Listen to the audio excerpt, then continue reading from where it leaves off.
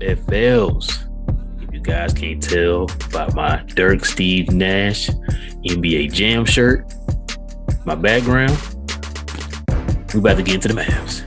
So today, guys, there was some breaking news that released dealing with the Dallas Mavericks, and that is the signing of one Frank Ntilikina. Now, I've seen some of the reactions online. I see a lot of Mavs that are kind of on the fence, but there are a lot of Mavs not happy with this, and I do understand. Trust me, I understand.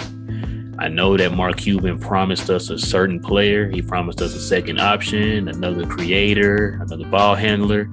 And we all know that Frank Ntilikina does not fit the mold of what we were promised. I understand.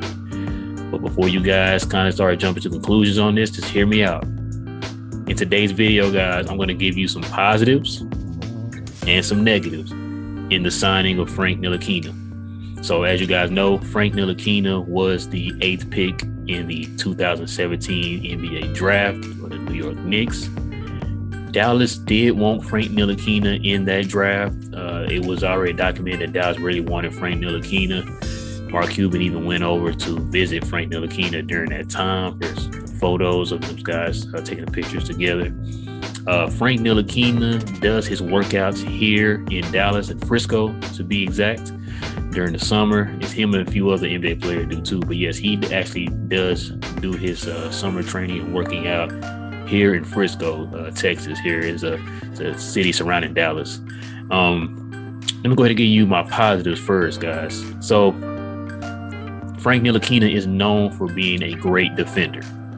There's nobody questioning that. He's a great defender, very long, very rangy. He has about a 7-foot wingspan.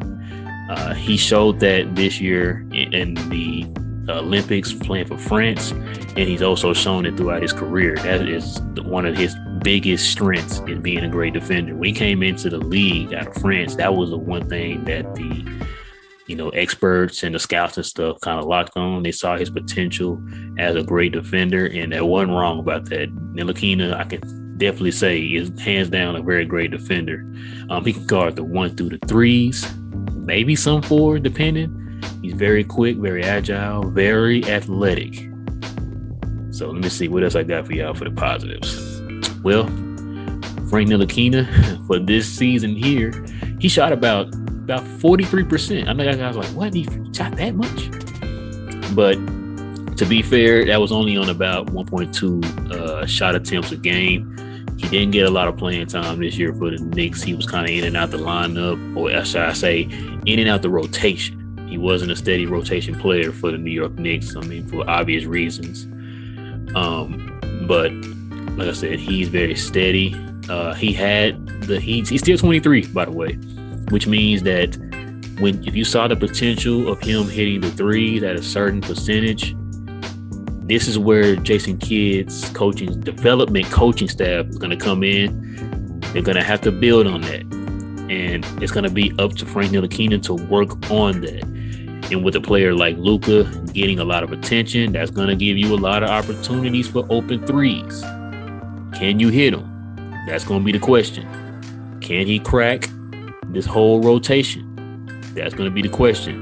And I'm going to get into the whole rotation and, players and all that stuff here in just a minute.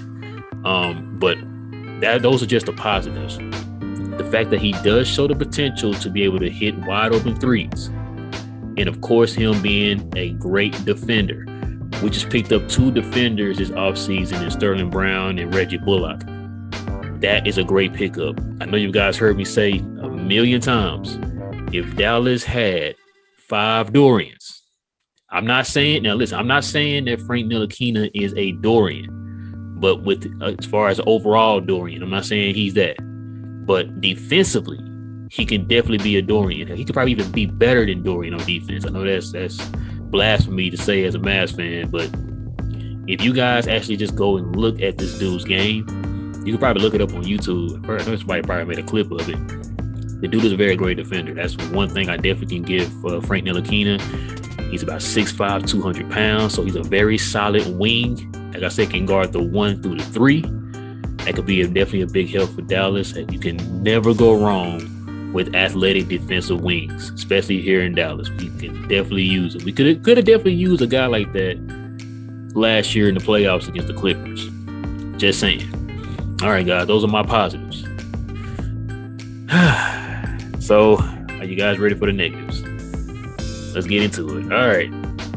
So, Frank Ntilikina, as we guys know, came into the league. A lot of scouts felt like he had the potential to be a two-way player.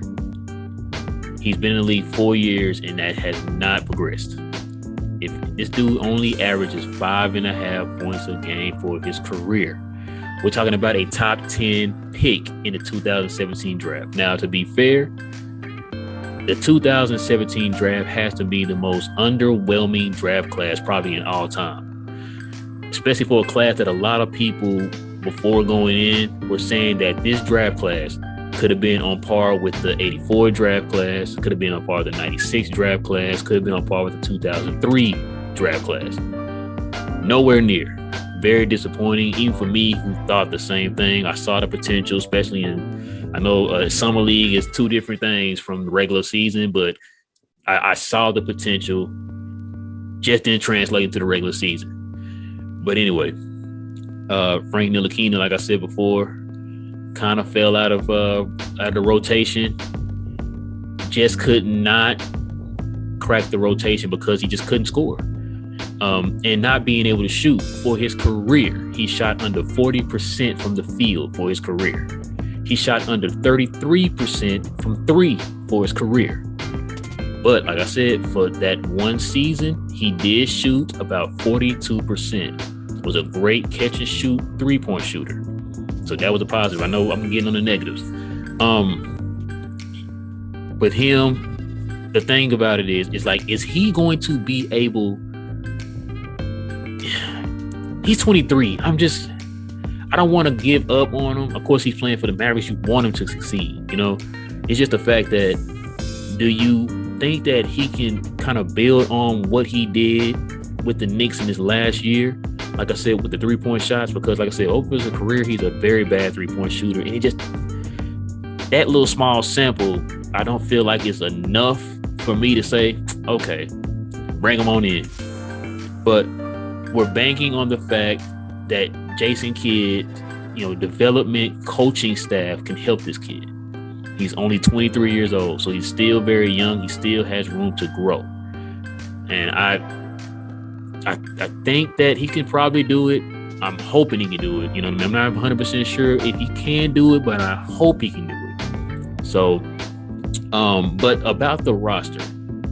So, I know you guys probably heard that Trey Burke is probably the guy that they're going to ask to fit Ntilikina in. Trey Burke's Instagram page is completely wiped of all Mavericks stuff. Even his little avatar on his Instagram page is wiped of Mavericks. So that might be a sign that he might cut Trey Burke.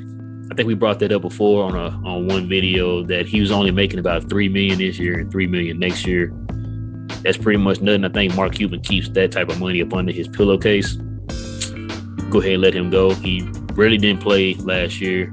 And I look at it like this. If you line up Frank Ntilikina and Trey Burke, you have to look at their strengths.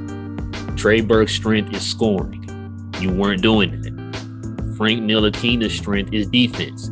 He's one of the best in the league at doing that. So you got to go with Frank Ntilikina. And because he's a bigger guard, which I know, I love my wings to be big. I love them to be between 6'5" and 6'7". I want larger wings. That way they're able to guard multiple positions. Frank Ntilikina can do that. He can guard 1 through 3, maybe some 4, depending on who it is. Like I said, he's 6'5", 200. That's a solid size for a player at that position. But there you go, guys. Just my little 2 cents on the whole Frank Ntilikina situation. Like I said, I hope it works out.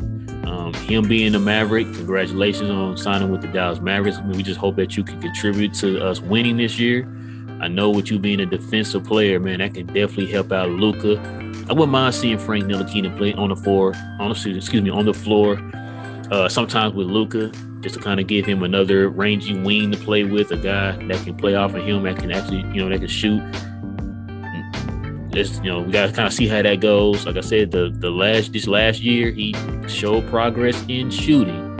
We just got to wait to see if it translates over here in Dallas.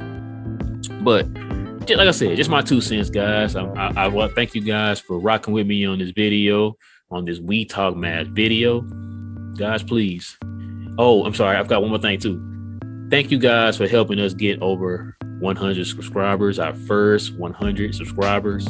We really do appreciate the support that you guys give this channel.